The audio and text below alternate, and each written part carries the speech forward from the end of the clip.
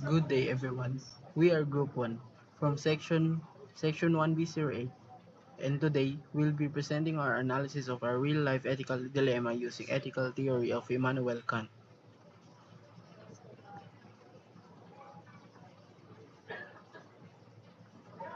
These are the members of Group 1: Julian Feliciano, John Paul Noiles, Cypress Limbo, and Rain Mateo. Let's proceed to the presentation.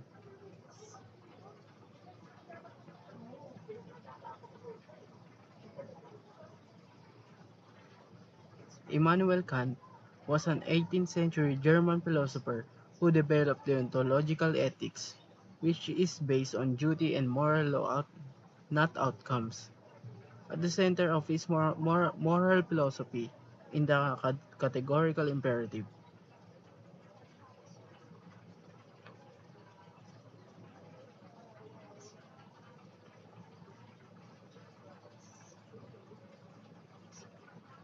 Kant's categorical imperative has three main formulations.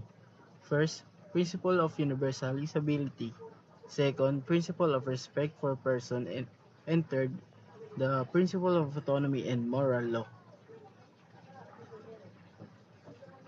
We'll now apply this formulation to a real-world dilemma involving a student named Mark.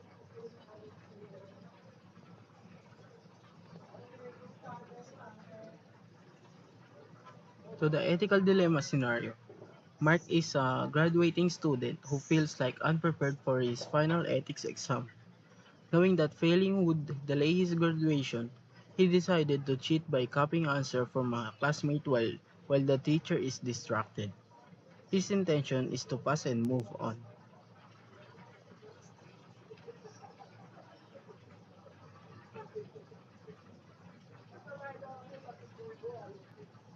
Let's analyze.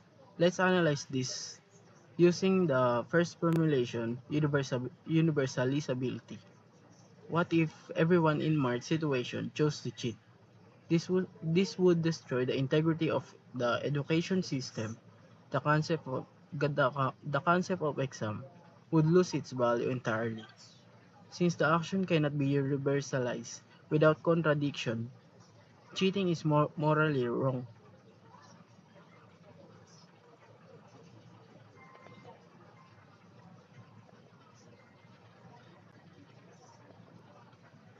Now, for the second formulation, respect for persons. Did Mark treat others as ends in themselves, or merely as a means to an end? In this case, he used his classmates for personal gain and disrespect the teacher by undermining the rules. Kantian ethics states that all individuals deserve dignity and should not be used. Therefore, Mark's action violates this principle.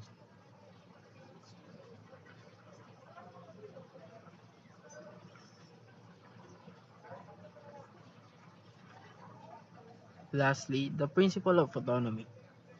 Mark acted out of fear and desperation, not from a sense of duty. A truly autonomous individual makes rational and moral choices regardless of pressure.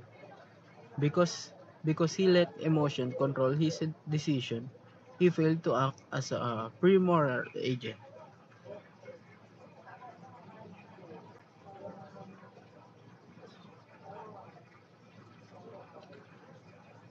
Based on all three formulations, we conclude that Mark's action cheating on the exam is morally wrong according to Kantian ethics. It cannot be a it cannot be made a universal law. It disrespects others, and it is not act of true moral autonomy.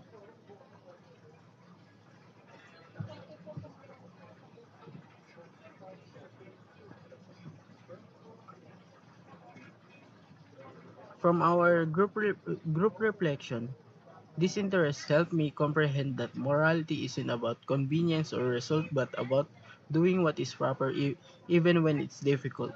Applying Kant's ethics made me reflect on my own selection as a student. Through this challenge, I discovered the value of studying situation logically and ethically. Kant's percept of universalizability made me suppose twice about the effects of my own actions. I receive a deeper appreciation for moral duty. This project taught me, taught me that respecting others as ends, no longer methods, of to usually be guiding principle. Kantian ethics confirmed to me that even under pressure, we have to act from duty, not from desire. I now apprehend how autonomy is significant to moral alternatives.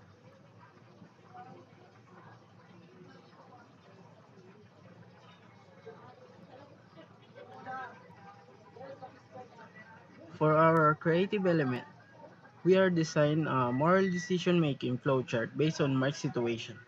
It starts with his dilemma. It starts with his ethical dilemma and branches into two choices, cheat or not cheat, then follows each path through the three Kantian formulations. This this visual demonstrates how Kant's theory clear, clearly clearly leads to the conclusion that cheating is morally unacceptable.